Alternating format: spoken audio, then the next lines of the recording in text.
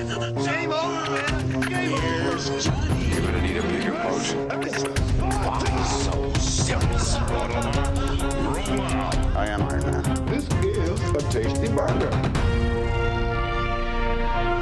Welcome to the In Session Film Podcast. Hello and welcome to another episode of the Chasing the Gold podcast from In Session Film. I'm Shadan Larkey. As you can see, I'm missing my co-host Erica Richards today, but in her place, I have brought along a colleague. In Session Film is doing something really exciting this year, which is that we have broken down all of the major Oscar categories, all of the categories really, and we're going to be doing monthly columns where people, break it down, talk about the categories, talk about the races.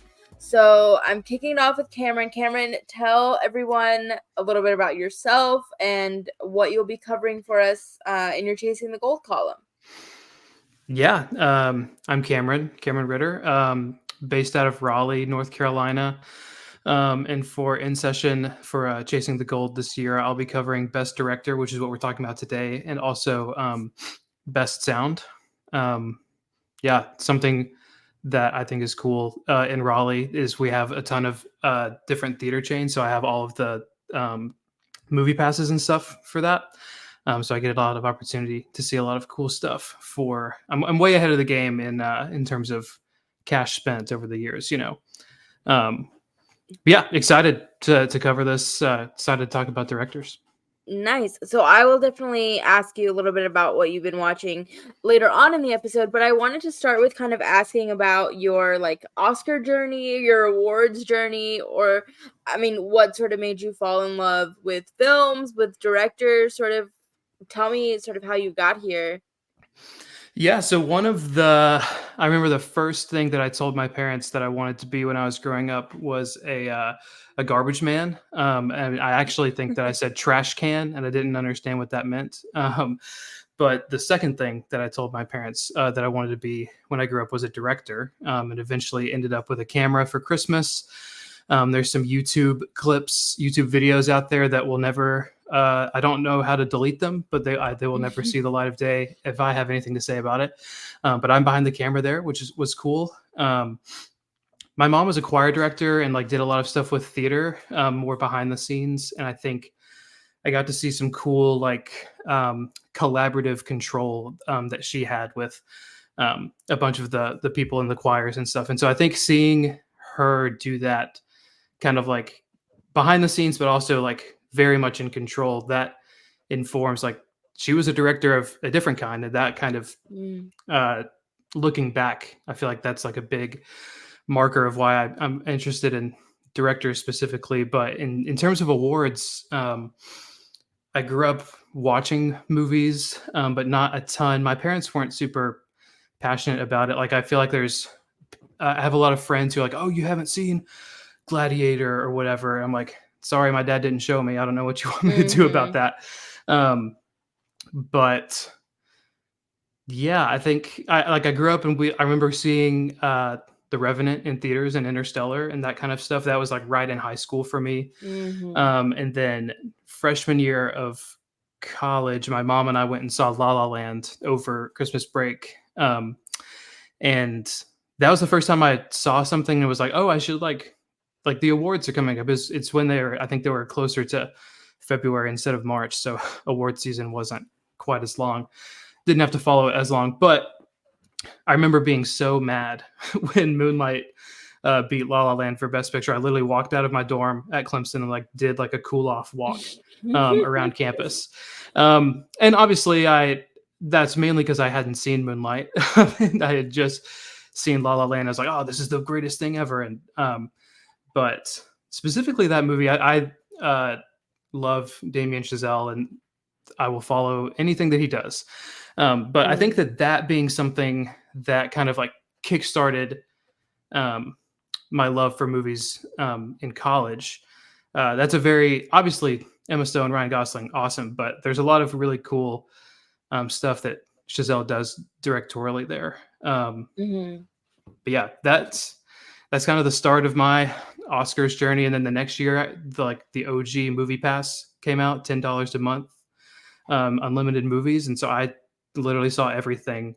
And a bunch of my friends kept up with everything, and we knew every single movie that was going to be nominated before it actually got nominated. It's one of the only years I think that I saw all the Best Picture nominees before they were announced, which was really cool. But yeah, I think ever since then I've just been all in on movies, and especially following different directors. And yeah, Cool. That's a great year to sort of get into the race. it really So is. when you and I were kind of talking about what we wanted to do for this episode, you sort of mentioned that you were always a little bit more fascinated by snubs than you are actual wins. Why is that, do you think? I think a stat that I talk about in my first director's article is 68 out of 96 times of the Academy Awards, Best Director and Best Picture have been given to the same film, which I think is, in some ways, there's an interesting correlation there, but also I think that a lot of times the director just kind of gets put in with the movie. It's like that movie.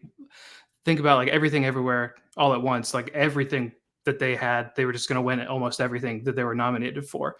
And not that that's not a knock on those directors, but that's just a recent example of like, yeah, that movie's unstoppable. Of course, we're going to give them Best Director. Similar to Oppenheimer. I think Oppenheimer was the best direction of the year too, but some things are just undeniable. And I think that it makes for really sad moments in a lot of directors' careers. Like I think about how many times like Quentin Tarantino or Martin Scorsese have had like one of the best movies of their career come up, and it's just against an unbeatable movie that just it's all about the storylines. Unfortunately, it's not always about what actually is the best. It's so much is storyline. But that's what makes this fun. Is there's not it's not an objective thing, and there's so much that goes into somebody winning. Right. No, I think every time I have a conversation with somebody who doesn't follow the race, that's kind of one of the hardest things to explain, is it's so much about narrative and momentum and sort of the behind the scenes campaigning. So what we want to do this episode is sort of break down some of, in your opinion, maybe the biggest snubs or favorites, or just something that sort of stands out to you. So why don't we start going through your list and tell me sort of what's one of the big ones that you wanted to talk about? Yeah, I just kind of pulled up the Wikipedia and was like starting from most recent and kind of going down. The first one I looked at and I was like, I would have not given this to I just mentioned Everything Everywhere All at Once. I think that Todd Field for Tar that year would have been amazing, and it would have been cool for them to split off and give, if they're not going to give Cate Blanchett an award for that, at least give it to Todd Field, because he doesn't do a ton of movies, he takes his time and really picks his projects. So who knows when he's going to have another chance. But that's just one of those similar. Oppenheimer, Everything Everywhere All at Once, unstoppable. It's so hard to do anything about them. The next one I had, sorry. I was just going to ask, like, do you think that speaking of narratives, how do you think the narrative would have been different if maybe Todd Field did have more momentum, did pick up that win? Or do you think that the film has maybe aged better without the win? Like, I think of Coda all the time in this regard. I think, like, if Coda had not won Best Picture, we would look back and go, what a nice, charming, great little movie, But now it's like it has a target on its back, right? And so, 100%. Yeah, so I wonder, maybe Tar not, picking up the Blanchett and Field wins, Yeah, I definitely think so. I think specifically with Everything Everywhere All at Once, a lot of people that I've talked to that didn't see it until after it won, they were expecting it to be like this big, like profound, like life-altering movie. And for some people it is, but it's also like super weird. It's the same people that made Swiss Army Man, And not that Tar is like the most normal like family night out at the movies. But yeah, I do think that for whatever reason it does sour. I like a big win like that does sour the sometimes mainly the movie, sometimes the director. I think in Coda's case, definitely the movie. I haven't felt that as much with Everything Everywhere, but yeah, there are definitely some people that, since it was given so much, are like, oh, it has to be the best thing ever, and they're like, I mean, it's cool. Yeah. So what's next on your list? Next, I went a little bit out of order. In 2017, Guillermo del Toro won for The Shape of Water. Are you a big Shape of Water gal? Yes, I will fight. I will defend Shape of Water until the end of time. People are like, oh, it's about a woman who F's a fish. You know what? It's so what? I love that movie. Yeah, what's wrong with that? I love that movie. Yeah. No, it's one of those. I would love to see who you would have picked in that category instead. It's one of those where it's tough because I like Shape of Water too. Like I was really a big fan of it when it came out, but that was the year that I super got into all. Like I think that I got Movie Pass in January of 18, and that's when they were re-releasing all the nominees, and so I got to see all of them. And it was just the one that I wasn't as thrilled with. And I think about like Paul Thomas Anderson, Phantom Thread, Jordan Peele, Get Out, Greta Gerwig, Lady Bird, Christopher Nolan, Dunkirk. I mean, all of the nominees that year were incredible. Like there's no one that I thought was undeserving. But I think giving Shape of Water can still win picture over here. But, I think in general, you're going to see that I would love to see some more splitting up of the award of that and Best Picture. But I'm just a big PTA head, and I don't know when Brother Paul is going to get one. But I think I literally put in my notes everyone but Del Toro, which I feel bad about because I like the movie. It's not one of those like this is egregious, like this is a terrible like. But it's just a tough one. A lot of powerhouses that year. But that's another one, sort of, when we look at like the Oscar what ifs, right? Like if Del Toro had been nominated and won for Pan's Labyrinth, for example, then he wouldn't have had this like massive IOU. Because to me, the narrative around Del Toro that year was like, this is one of our great auteurs who's given us a lot of really interesting cinema, and he hasn't been awarded yet. So like it felt like this was his time. Whereas if he did have that Oscar for previous work, then it could have been like, let's embrace Jordan Peele, let's embrace Greta Gerwig, or let's award, this long-standing auteur like PTA or even like Christopher Nolan. So it's kind of interesting how that played out. But yeah, it's one of those things where the Academy Awards are so far behind on IOUs that they will never be able to catch up, and it doesn't ruin, but it makes the storylines a lot more interesting every year of like, it's their time, but it's just like, I think about that with Scorsese and The Departed, like great movie, but I don't think it's one of I don't know a ton of people, especially much older than me, that would put it like in their top 5 of his movies. And he's got something like 10 nominations, and that's the only win. But it's another one of those things where he releases his big stuff in tough years to compete. And yeah. I think look at Scorsese now, like doing some of the best work of his career, and what has he gone like 0 for 20? His movies just they'll pick up the nominations, but they just can't get those wins, and it's like I don't really know what's going on there. Yeah, the Irishman and Killers of the Flower Moon getting nothing. I'm pretty sure. Yeah, I don't think they won anything. Is insane. It's like we want you and all your people here, but like we're gonna give it to you. Yeah, you got your Best Director award. You're good, but I find it so fascinating who the Academy decides gets to have more than one, and but sometimes they crown somebody so early that their best work later on is never realized or never awarded, or vice versa. yeah, it's really like Emma Stone already having 2 is Right. incredible. But like Yeah. I didn't predict that. I wouldn't have. I was just the way that I think that Oscar voters think is not always correct, but sometimes it is. So I just feel like anytime that they give someone a second one, they're like, oh, they really love that.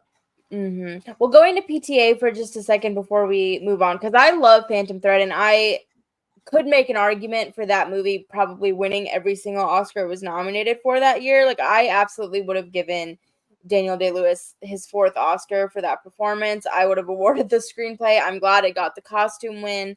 And that is a movie that I think has aged remarkably well and is brilliant upon rewatch. I'm curious, like, what Oscar wins would you have given PTA? Like, what would you have given him? Director? How many Oscars do you think Paul Thomas Anderson should have?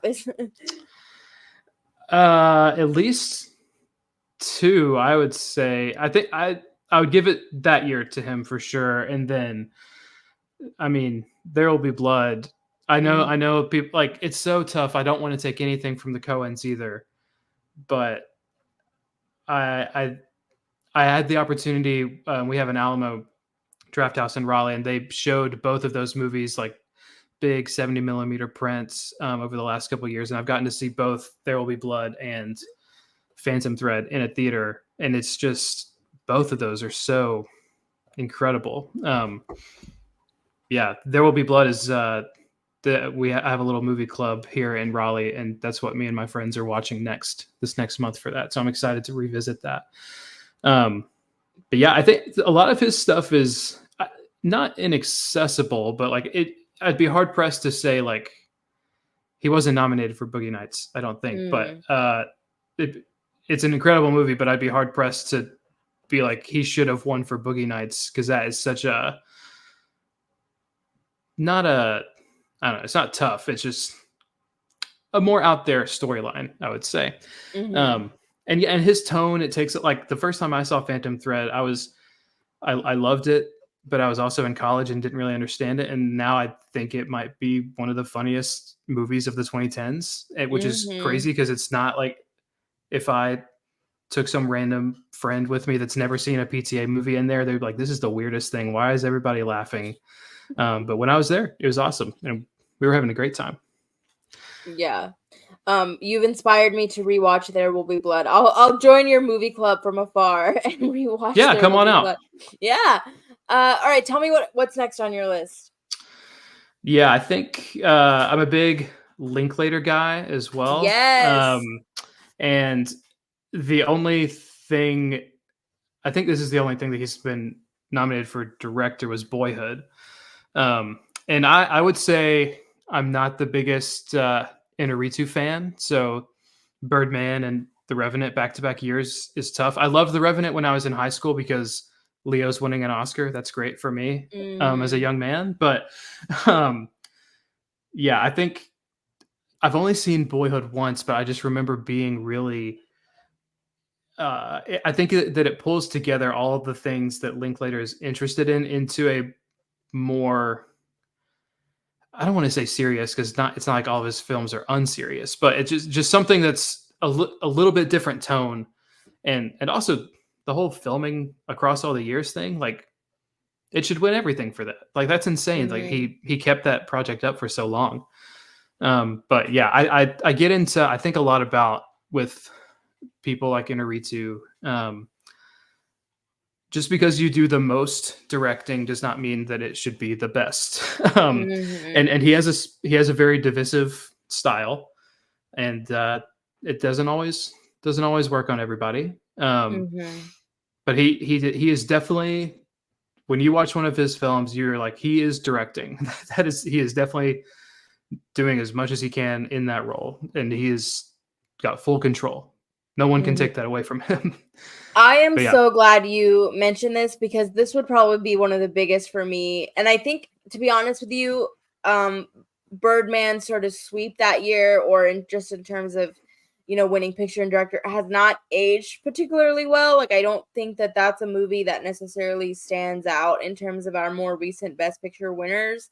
And I really liked The Revenant, but just when it came to Birdman, I just didn't connect with. I mean, even though I whatever, I'm a critic, you would think, but there's just something about that movie that I don't know, didn't really work. And I have such a soft spot for Linklater. We're from the same hometown, and I think somebody on film Twitter had mentioned like directors that you think are like the most versatile or something, and I just always think of Richard Linklater because I think he can do it all. He can do comedy, he can do, something like Boyhood, he can do the Before trilogy that's this really like intimate and kind of intimate relationship drama. I just think he's like one of the most underappreciated, and the fact that he didn't get, Patricia Arquette was the only person awarded for that film is so criminal to me. And it's like, the whole like filming over a prolonged period of time, I think with a lot of other directors just would have been a big gimmick, but I think he makes it work so well, and he does such a brilliant job of making you care about that family. And even making you care about like the Ethan Hawke character, even though he could just be painted as like the villainous absentee father. I just, yeah, that would have been the perfect year for a Split.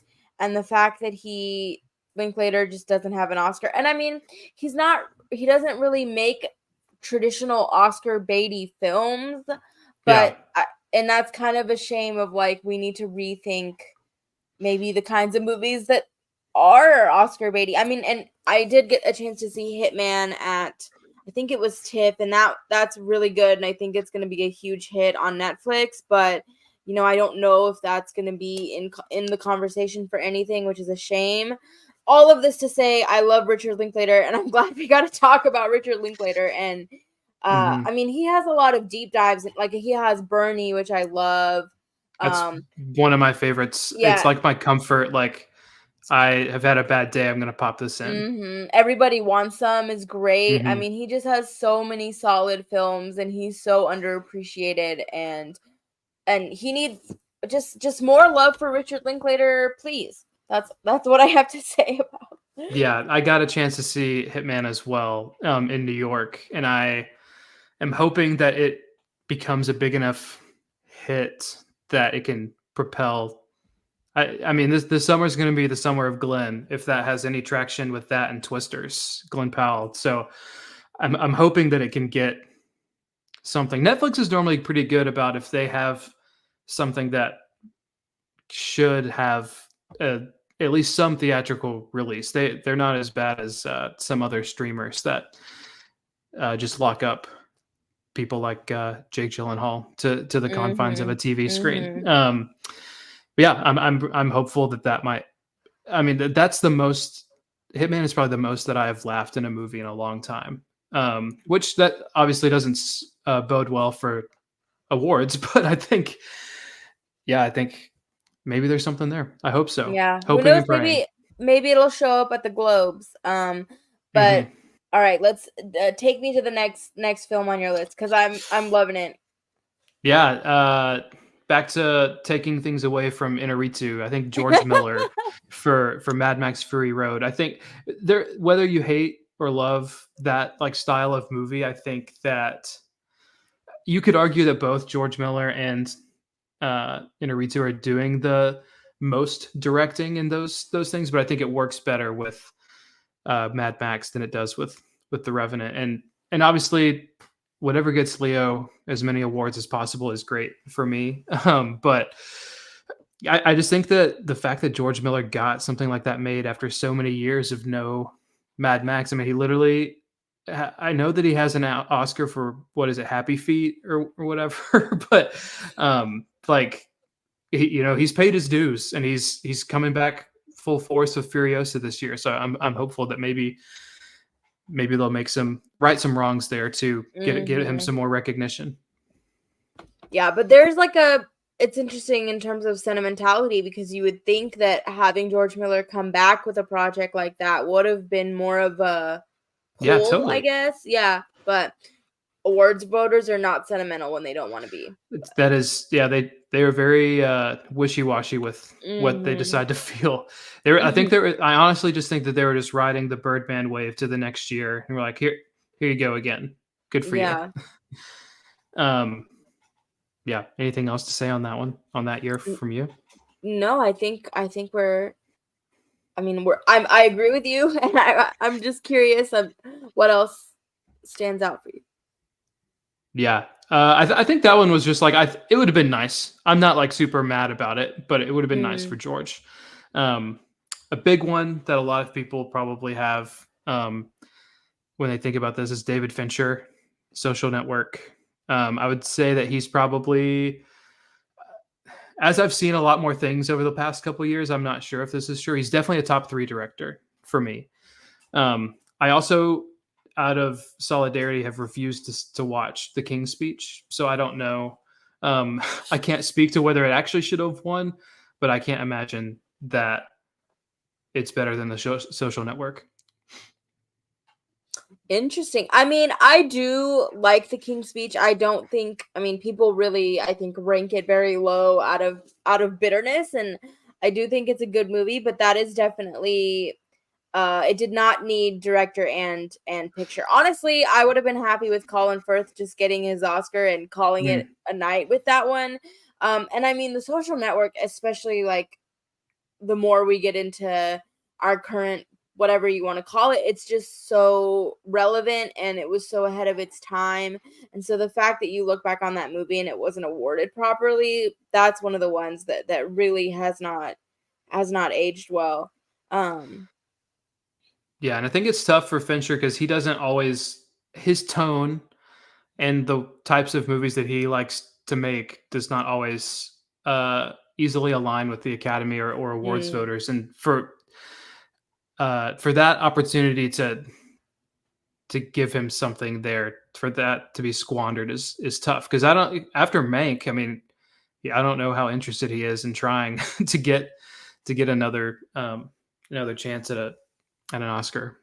Right. Well, because I was thinking, The King's Speech was like much more traditional Oscar bait, and it was like obviously we know the Oscars love sort of biopics and dramas, like period dramas. So sort of the King's Speech was sort of had everything going for it, and so I can sort of understand why they went. Mank, you would think a movie about old Hollywood. I was really shocked that didn't play out as the season went on the way that I thought it would, for sure.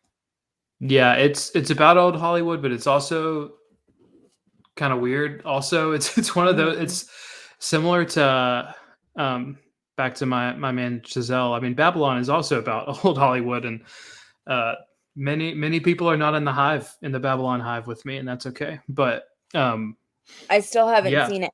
I do want to ask you, did you get a chance to see The Killer this past year? I did, yeah. What did you think? I was pretty. So I think I've seen it 3 times now. I got to see it in the theater as one of those. Thankfully, Netflix. I missed it in New York. I was only in New York for the first week of the festival, and I was literally getting on the plane, I think, to come back to Raleigh, and they announced that they were going to have a special showing of it the next week, and I was like, "Come on, why would you do this to me?" Was it the New York Film Festival? Yes. Okay, cool. Yeah.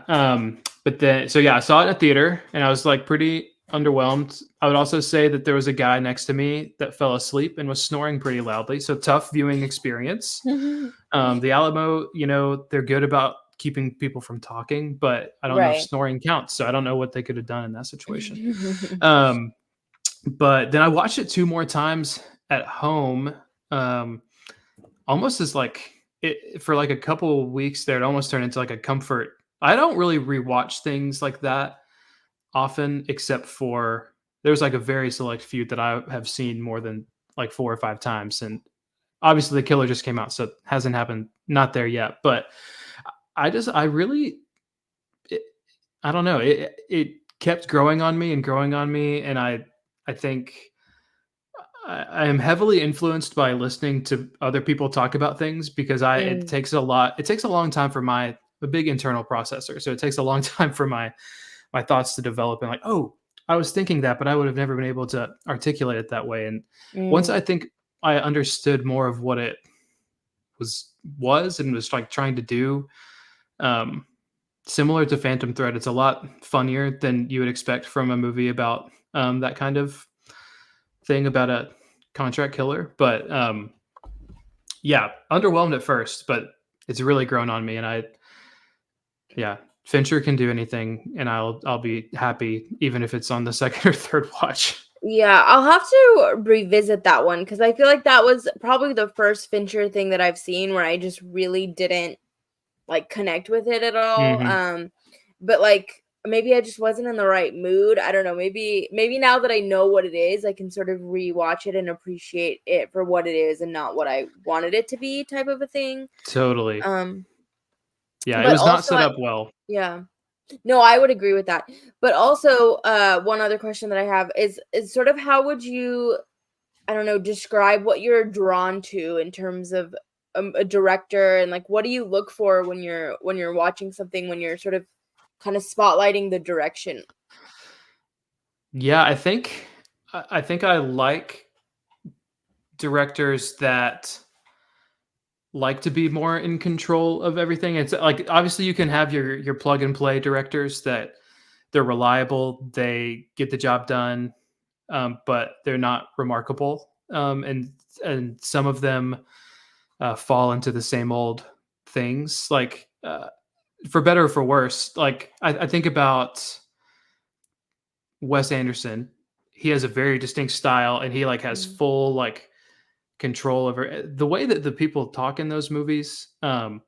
Makes it seem like there's no way that it's all scripted, but from what I understand, all the dialogue is like pretty tightly kept to the script in his movies, and like he has developed his own style and that kind of stuff. And one everyone may not like that. I'm more interested in seeing something like that than that's not consistent. I like to see like directors, just like an actor. I'd love for them to have range, but I think I also just think it's easier to follow the career of a director than it is for like an actor or another filmmaker.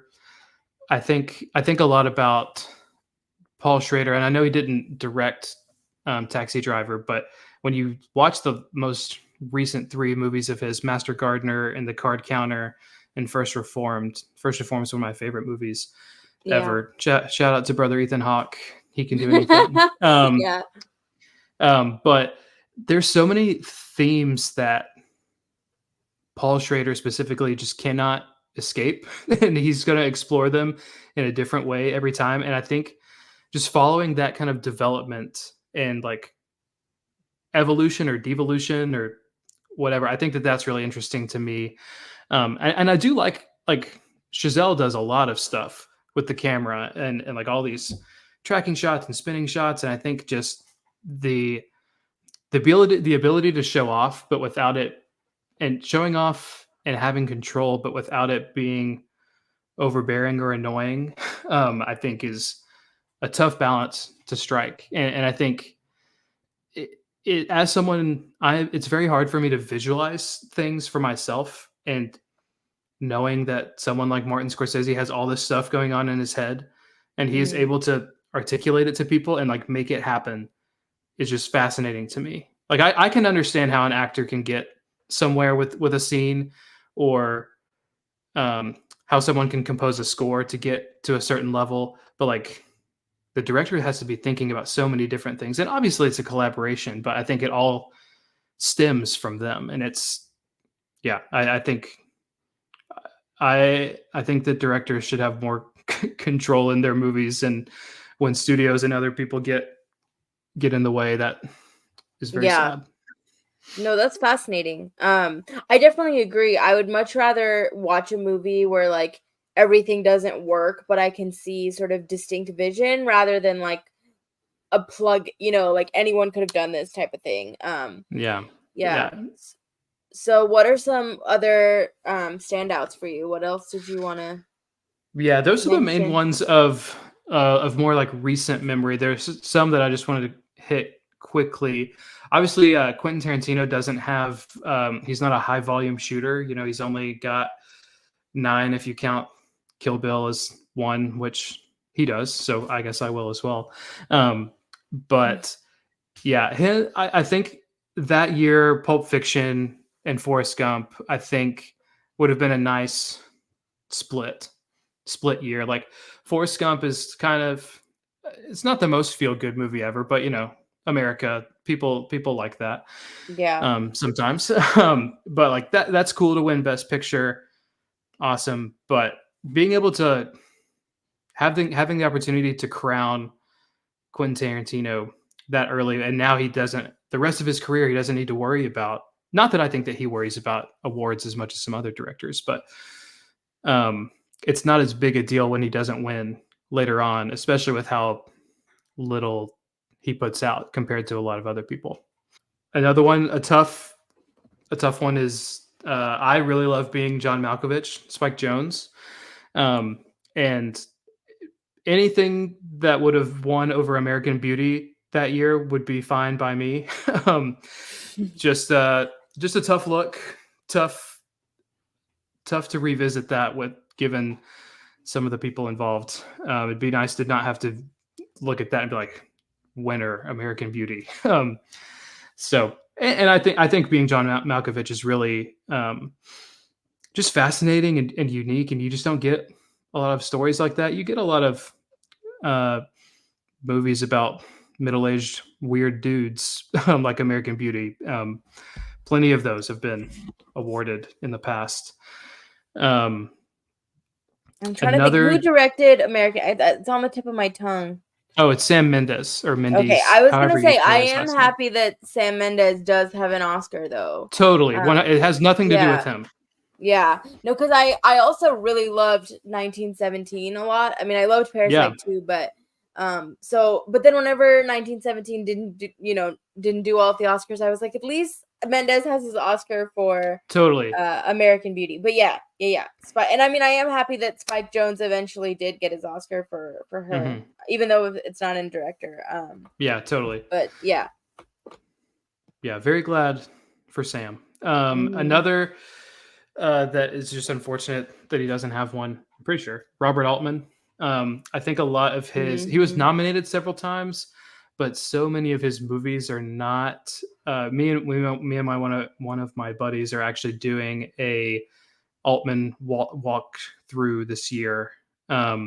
Very slowly. He has a lot more movies than we thought, but we've hit like MASH, and we've hit Nashville, and I know that he was directed for or nominated for those two, but they're just very not plot driven and like we're watching them and like they're clearly amazing, and there's a lot of cool stuff going on, but there's not a ton of story to follow, just kind of characters. And the fact that he got nominated for those at all is amazing. But I think in 92, The Player, I think that's probably his most one of his most accessible movies, since it actually has a plot and it is about Hollywood.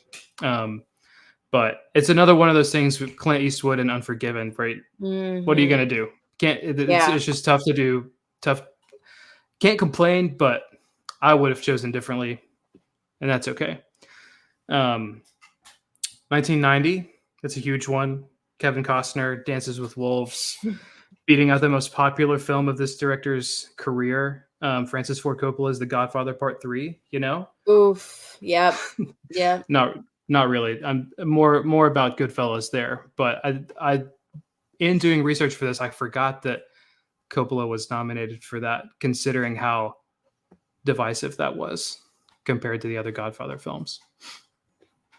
Well, going back to Tarantino, it's interesting that you mentioned sort of they had the opportunity to anoint him young, and then Chazelle, like they did anoint him. And like, do you think that having that award, I don't know, does that change output maybe? Does that put more pressure, less pressure? Yeah, I think it affects everybody differently. I think that someone like Damien Chazelle has used it to make things that he wants to make. Like First Man, I think is amazing, but not a ton of people saw it. And for Babylon was rejected by many, but he made what he wanted. And I would prefer someone take that route than go the other way. I do think it takes, in general, I think it takes the pressure off. I mean, if you look at Bradley Cooper, there's the discussion of like, would it be better for us to give it to him so that he'll stop this madness Yeah. and stop chasing, Yeah. and then he can just go back to doing some normal stuff, or should we not give it to him so that he keeps having to reinvent unique ways of his using his wild brain of like, how can I somehow get an Oscar? And then we get all these. Obviously, we only have 2 films from him so far, but his antics on the campaign trail this year have. I feel like I've said divisive a lot today, but that was not. They rubbed a lot of people the wrong way. But like, I don't think Tarantino would have been the type of director to change. Like, I feel like he was always going to make what he wanted to make, regardless of if they had given him the Oscar or not. Totally, I think he's one of the exceptions of like, I don't think that win would not have changed his career at all, other than people like us saying talking about how he doesn't have an award. Yeah, like, but I think that he would have done the same stuff. Yeah, I think Costner, like, if he didn't have, maybe he would have chased a more interesting, like, maybe he would have been hungrier, you know? Yeah, totally. I mean, I was listening to something the other day, and I'm pretty sure after he won for Dances with Wolves, he does Waterworld, which not a big success. Yeah, I would say one of the most epic misses in the history of cinema. No offense to Kevin Costner, but yeah, he did. Yeah. I don't think he directed that one, so he's fine there. But then I think the next thing he directs, I think, is The Postman, which is like fine, I think. but like, yeah, it's weird how he just. It's almost like there are some people. I think about this all the time with sports too, like people that win championships that want to keep winning more, or they relax after, and it's just all about different people's mentalities and opportunities. But yeah, it's weird how this kind of stuff affects people differently, and like one loss can set you on a trajectory. Like I think for Fincher, like he's had a couple of opportunities now, and I don't think he's super, maybe, I mean, he's not like the oldest guy, so maybe down the line he wants to chase some gold again. But I think that he's kind of soured, or the taste of like chasing an Oscar is kind of soured for him after Mank and Social Network. So it's one of the, it takes, it's very different for all these different people. And then you have Wes Anderson, who finally wins his Oscar for a short film, and he's not even there which is like just devastatingly sad to me. I know. But while I have you, so you mentioned that Fincher is like one of your top 3. So I would love for you to tell me like your list of directors where when they come out with something, you have to see it. For me, I would say Villeneuve, Chazelle for sure, Peele, Linklater, Scorsese, Spielberg. I mean, I guess my list isn't very creative, but like Gerwig, whenever she comes out with something, I have become obsessed with Justine Triet after Anatomy of a Fall, and I've sort of made it my mission to go through and watch all of her work. But I love sort of discovering a new director too, and then you have all this backlog that you get to visit. Who's on your list of like must watch? Yeah, I think I'm in a space of I've got a lot of gaps of older stuff, so it's almost like once people are gone from us and they have a complete work, it's easier for me to start working my way through, like we have with Altman. But I mean, obviously Fincher, if Scorsese's doing something, if Christopher Nolan's doing something, Greta Gerwig, Noah Baumbach is a big one for me. I've actually never been able to see anything of his in theaters that he's directed, because the first opportunity Netflix didn't do a theater release, at least not in Clemson, South Carolina, of Marriage Story. And that was like during my big, I'm obsessed with movies boom that has sent me on this journey. But I got to see White Noise. Totally forgot about that. That's cool. Love that book. But yeah, Baumbach, Gerwig, really interested to see if she actually follows through on the Chronicles of Narnia. She seems pretty passionate about it. I'm trying to think of some others. Cooper Raiff. I think that Cha Cha Real Smooth did not hit everybody the same, but it really struck a chord with me, and I think that he walking out of that, I was just thinking about how he's so young, but like one of the more emotionally intelligent people like writing and directing right now. So I think anything that he does will be interesting. I think the next thing he's doing has something to do with hockey, so it seems like a little bit of a transition to a different style or a different type of movie there. But big fan of his. Yeah, I mean, I'm still in a place of really exploring like the big names. But I do think that they're still fascinating. Like I'm getting more into, maybe I haven't seen a ton of Guillermo del Toro movies, but I think about Nightmare Alley all the time. And I'm like, I should Yeah. really explore his other stuff.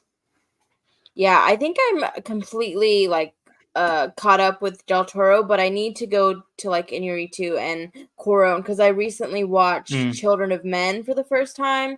yeah. And that just completely blew my mind and it was so good. So I need to go through like the Three Amigos and fully get all of those checked off my list. Which brings me to my next point, which is, as you mentioned, you have all of your different movie passes and things like that. What have you been kind of catching up with recently? Yeah, it's been an interesting beginning, first fiscal quarter of the year, I'd Mm. say. I mean, the biggest, obviously Dune. I haven't been anywhere in a space to give my thoughts on Dune, so hot take, pretty good, you know. Yeah. What a But shock that you liked it. what a shock! Yeah, so someone I haven't mentioned, but you did, is Villeneuve.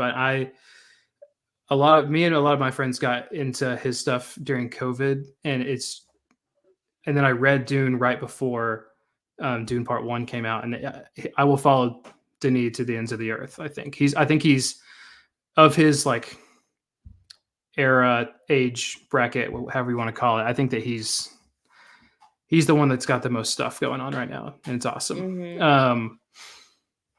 But yeah, I mean, I saw Immaculate. Did you catch that? I did, yeah. Yeah, What did you think?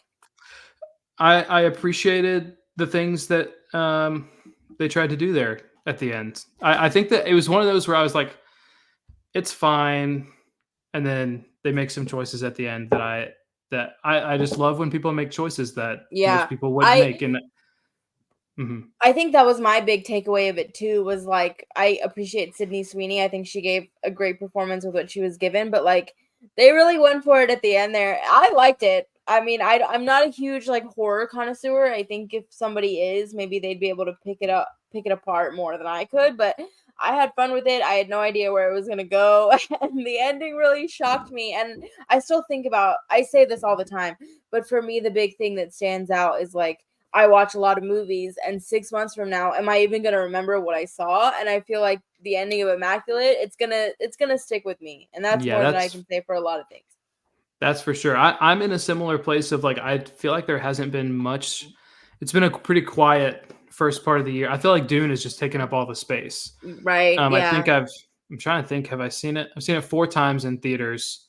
I only saw it the third time because the second time I saw it, the screen was messed up, and I was so mad. I was like, that can't be the last time. And then I saw it 2 days in a row. But How has yeah, the multiple viewings like shifted your opinion? Because for me, I watched it the first time and I thought like I really liked it, but I was like, I don't know if I want to revisit that. And mm, then I had a friend that she wanted to see it, so I went with her, and I was really able to appreciate it so much more the second time. I don't know why, but like just knowing where it goes, I was really able to focus on the visuals, and I appreciate that Denis, because so many times directors will take on like a property, and the fact that he was able to infuse so much of himself in the project mhm. was just so impressive to me. And there's just so many shots where I thought, oh, I wish I could like freeze frame that shot. And yeah, I think it's such a massive directorial achievement. And I think if somebody other than Villeneuve was making these movies, it would just be nowhere near as good. Like he elevates the material so much.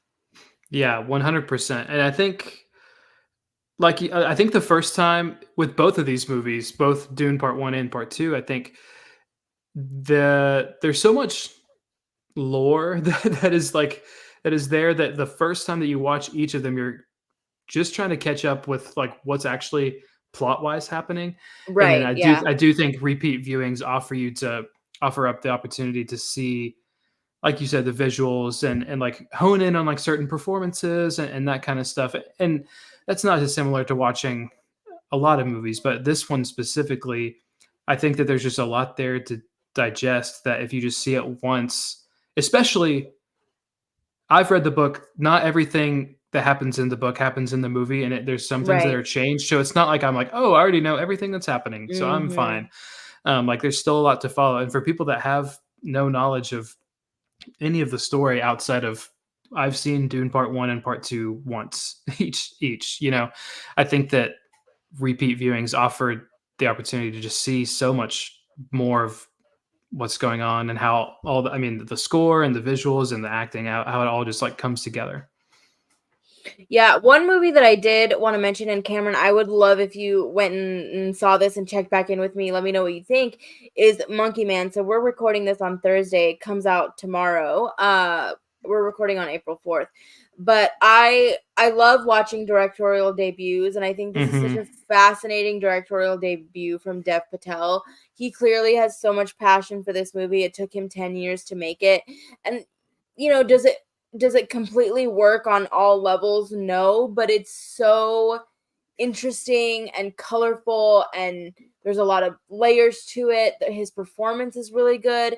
It's a sad state of Hollywood that we live in, where actors have to direct their own star vehicles to really allow themselves to shine. But I feel like that's what's really happened here, where I was like, I did not know that Dev Patel could be like a James Bond action Hmm. hero. But I really love this movie, and the more I think about it, the more I'm just so impressed by what he's able to accomplish. It's very big in scope, which is so daring for a director to do the first time out. So I am so fascinated to see where his career goes as a director, and I hope this movie does really well so that he's given the opportunity to do more of it, because like if this is his debut, I think we have something really special here. So I would highly recommend that. Yeah, I'm excited to see it.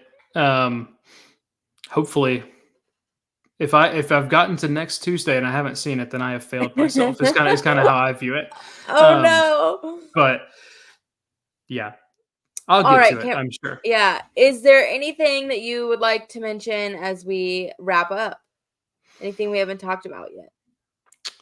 I don't think so. Let directors do what they want, you know? That is a good Trust them. message. Let directors direct. Thank you so much for joining me. I will have you back for a sound episode because I Yeah. love nerding out about sound. But until then, where can people follow you? Where can they catch your work? Yeah, on all socials, I'm Cameron Ritter 35. That's Letterboxd, Instagram, X. It's weird to say X. I know it's X. It's not Twitter. But yeah, you can find me there. And then I am doing obviously covering things for In Session, at least for Chasing the Gold. And I'll probably get up some reviews there as well. And then also I write over at geekvibesnation.com. So yeah, that's where you can find me. Nice. Yeah, and as I mentioned, we are doing our Chasing the Gold columns as in addition to the podcast. So definitely check out Cameron's sound and director breakdown that he did, and we have a whole crew. And hopefully, as we get into the season, we'll be able to have everyone on so we can each talk about all the little pockets that we're passionate about. But I am at Shadan Larkey everywhere, and thank you so much for joining us. Follow In Session Film on all social media. We would love to have you on our Patreon, and rate and review the podcast. Let us know how we're doing. Give us suggestions for future episodes, directors we should nerd out about, and if you have a favorite movie about sound, let us know that too so we can talk about it with Cameron. And thanks for joining us. Have a good one, everybody.